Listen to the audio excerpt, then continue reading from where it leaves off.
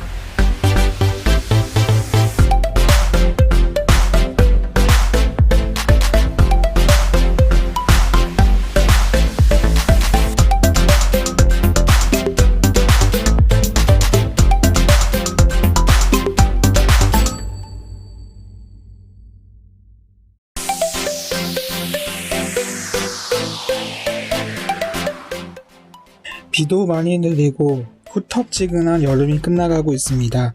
다행히도 이번 여름은 열대야 현상이 심하지 않습니다. 지금도 낮에는 무덥지만 밤에는 그럭저럭 견딜만한 기온이라고 생각합니다. 시간이 흐르면 이번 여름도 많이 기억에 남겠죠? 정말 해수욕장에 마음대로 못 가는 여름 휴가는 생각조차 못했는데 살다 보니 이런 일도 있네요.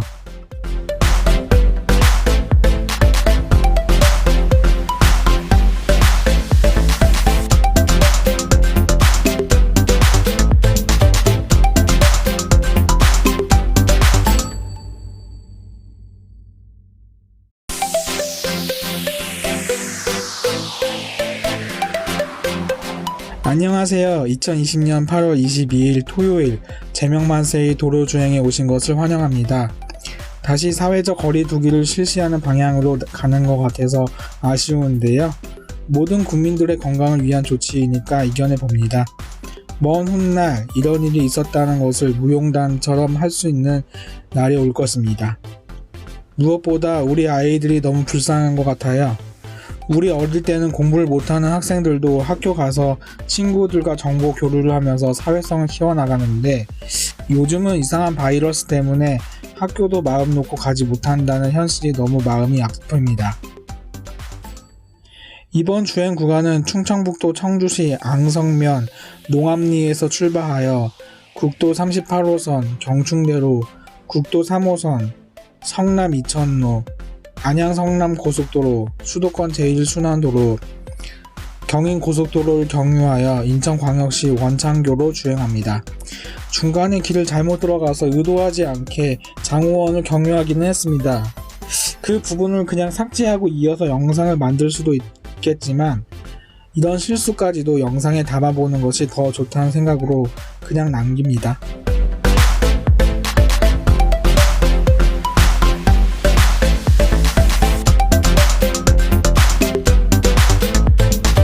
성남 이천로가 장호원까지 연장이 될 것인가는 잘 모르지만 일단 영동고속도로와 접속할 예정이므로 향후 경로는 그냥 강곡 IC에서 중부내륙 고속도로를 진입하여 영동고속도로 동이천 IC로 진출하면 무정차로 이동할 수 있다고 봅니다. 아직은 개통하지 않아서 이런 경로로 다닐 것이고요. 개통하면 다시 가볼게요. 자, 그러면 이번에는 주행한 도로의 정보에 대해서 살펴볼게요. 성남 이천로는 본래 성남 장호원 간 도로라고 칭하던 구간입니다. 그러다가 예비 타당성 조사에서 BC값이 너무 낮아서 구간이 단축된 상태이고요. 지금은 이천시 부발읍 응암리까지 연결이 된 상황입니다. 하지만 향후 영동고속도로 동이천 IC에 접속을 할 것으로 기대를 모으고 있습니다.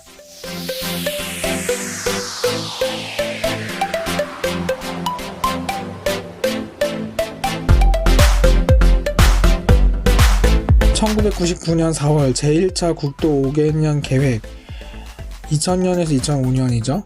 대선 사업 중 2002년 추진 예정하는 성남 장호원 61.3km 사업으로 선정됩니다. 2007년 10월 26일 성남시 중앙구 여수동에서 이천시 부발읍 응암리 47.3km 구간을 자동차 전용 도로 구간으로 지정합니다. 2012년 9월 28일 섬날 나들목에서 직동 나들목 4.8km 구간 개통을 시작으로 2013년 4월 30일 태전 분기점에서 쌍동 분기점 5.7km 구간 개통, 2015년 4월 23일 대원 나들목에서 섬날 나들목 1km 구간과 직동 나들목에서 태전 분기점 3.1km 구간 개통, 2016년 11월 11일 쌍동 분기점에서 초월 나들목 2.8km 구간 개통, 2017년 1월 25일 백사 교차로에서 두발 교차로 6.1km 구간 개통, 2017년 9월 8일 성남시청 교차로에서 대원 나들목 2.8km 구간 개통, 2017년 12월 31일 초월 나들목에서 백사 교차로 6.4km 구간과 두발 교차로에서 응암 교차로 15.1km 구간을 개통했습니다. 그리고 2018년 3월 5일 성남 이천로라는 도로명을 부여받습니다. 성남 이천로가 처음 개통할 때는 정말 아우토반 수준으로 차가 없었는데 지금은 아는 사람들도 많아져서 가끔 정체가 발생하는 시간도 있습니다. 특히 오포 주민들이 주로 이용하는 태전 분기점이 심하고요. 처음 시작하는 성남시청에서 직동으로 넘어가는 곳이 경사도가 심해서 정체가 생기는 시간이 종종 있습니다. 이 부분은 도로 구조가 연결되는 부분이라 해결이 어려운 부분인 것 같아요. 그래도 정체가 심하지는 않으니까 그럭저럭 이용하긴 하는데 태전 분기점은 진짜 사악한 정체 상황을 보여줍니다. 세종 포천 고속도로 전 구간이 개통하면 좀 나아질 것 같기도 합니다.